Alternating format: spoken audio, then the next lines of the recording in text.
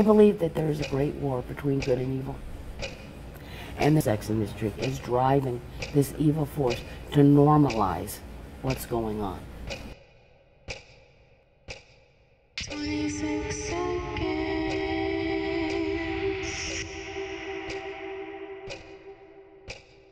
26 seconds.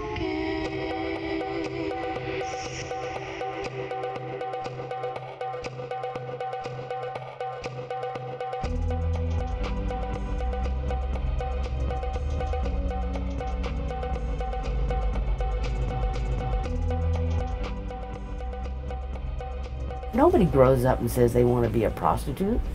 Nobody says, oh, I'm going to be a hooker today. You know, I'm going to go sell my ass on the street. I don't think so. This is modern day slavery that we're talking about when we talk about human trafficking. People are out there purchasing other people, not thinking about the fact that they're buying someone who's potentially being exploited. Most people in the sex trade will tell you that they were molested as children.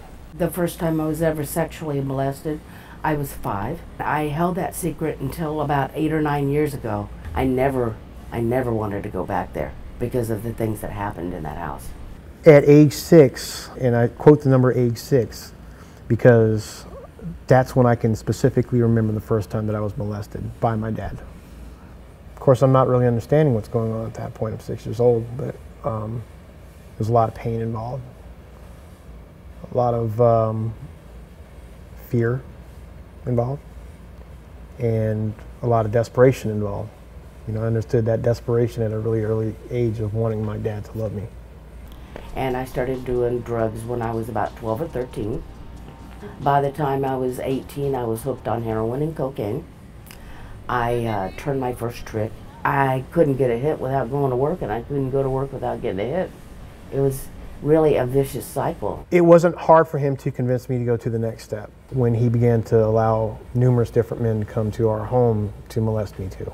I used to have nightmares about several of them. One in particular, I called him the Strangler because this particular person used to get some satisfaction out of, as he would molest me, to choke me. I remember just giving up, just being done. I stopped fighting. I just stopped and just kind of closed my eyes, and I just kind of felt like my eyes were about to pop out of my head because sometimes he would use his hands, but other times he would use like a towel or something, and he would press it against my neck as he would molest me. This particular night, that's what he was using. He was using the towel as he was pushing down. And I remember I just quit. I just quit fighting, and I was just done. I was just like, okay, if I'm going to die, let's just go ahead and die right now. I was very naive out here. I thought, I give you good sex, you give me good money, and we're good. I didn't know I was going to be beat up and robbed. I didn't know I was going to be kidnapped. I didn't know I was going to be tied up. I didn't know people wanted me to beat them or they wanted to beat me. I was raped 12 times by 15 different people. And I don't mean they didn't pay me. I mean at knife point, at gunpoint, at beating me down. They took what they wanted. He left the room. So I kind of got myself together, and I was, my body was bleeding a little bit, and you know, I kind of took care of that. So I ran home and you know, told my dad what happened. There wasn't any kind of response really at all. As a matter of fact, he sent me back to this person a couple weeks later. This guy pulled me down in a canyon and raped me for over 3 hours. And as he's choking me and hitting me, telling me that he's gonna tie me up and have other friends of his come down and be with me. He was gonna tie me up and have animals come down and be with me. He was gonna tie me up and he was gonna shove branches up me. This guy was crazy. He's crazy. My father was my trafficker. We lived in a very large home. I had any toy that I wanted. I went to private school for junior high, so no, it wasn't about struggling for money at all. And I remember, you know, when I was, you know, starting to move towards high school, that things were not normal. Because up until a certain point, I was led to believe that everything that had been going on kind of was normal. There was a man killing women down here from 85 to 93. He started killing women that I knew, that I did drugs with, that I shared rooms with, did double dates with, and he killed one a day for like a week and a half, and then he took a few days off, and then he killed some more. He killed 45 women down here. And if something happened to somebody that was working the streets, the police would put NHI, no humans involved, because that's what they thought about us. I met a friend named Mike. We're buddies. You know, we're absolute buddies. At this point, I used to have a way of sneaking in and out of the house into the attic, which was my room. There was one particular night where Mike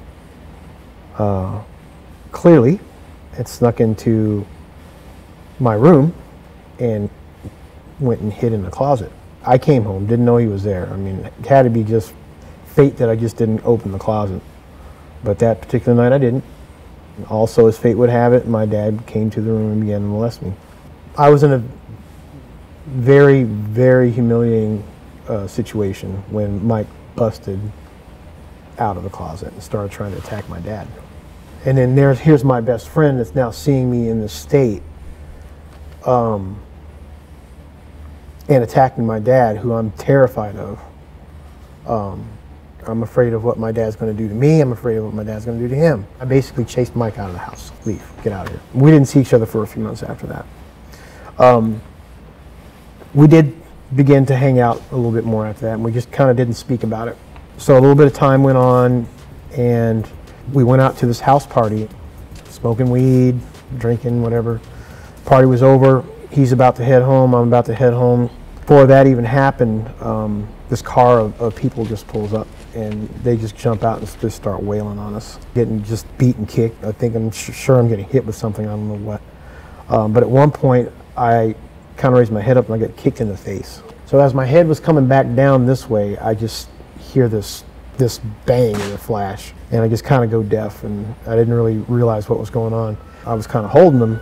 We get to the hospital, and that's when I find out that he was shot and killed, and they were asking me what happened, and I'm just like, I don't even know what you're talking about. When my dad finally shows up to the hospital, I see this look in his eye, and in that moment, that's when I realized that that if he didn't have something to do with it, he was sure happy that it happened. My son is my absolute heart. He saw me bringing tricks in and out of the house. He saw me with gangbangers and other prostitutes and that. He saw the absolute worst of me. I needed to do right by him. I got into recovery for him. You know, and then I had to realize I had to get into recovery for myself. And that would turn into a life of self-loathing. That would turn into a life of prostitution. I made that decision from being broken. I was a broken human being that had never attempted to get fixed from what I'd been through. I ended up being on the street and feeling like a failure. I made another poor decision and shot up as much heroin as I could find, which is the first and only time I've ever done heroin, and wanted to nod off and die. That was my intention. It should have worked. It didn't. I thought I was going to die. I tried to commit suicide twice because I didn't know how to get out of it. God let me go through what I went through for a reason, and He saved me. I'm so glad I can touch the lives of others and just plant a seed. You may not be ready now, but I just want to plant a seed. Kathi heard my story and said to me, she's like, you know, you could really do some amazing stuff by sharing your story for other male survivors. And it went in one ear and right out the other. Kathi, being Kathi, tenacious as she is, said the same thing again. And this time it kind of took. Not long after that, I got invited to a meeting of survivors, a group of amazing women survivors. When I left that meeting, I was changed. I was like, okay, yeah, now I know what I need to do. There was nothing like this when I was out there. And I had always prayed to have something like this, you know, for God to use me as a catalyst for change. I do a John School. I'm a participant. I do a transgender group. I go to juvenile hall. I go and talk to schools. I go and talk to colleges. I talk to whoever can listen. That the darkness, the depths of darkness that I came from, no one should ever go there.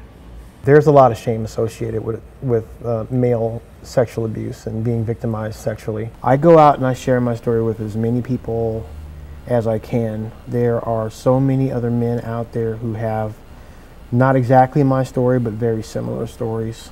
And that's when I founded the Hope Project, a fellowship of other survivors that know their pain, know their experience, or at least familiar with it, and can support each other to hopefully going towards the healing process. So it's very important work that we're all doing together here in San Diego and across the country.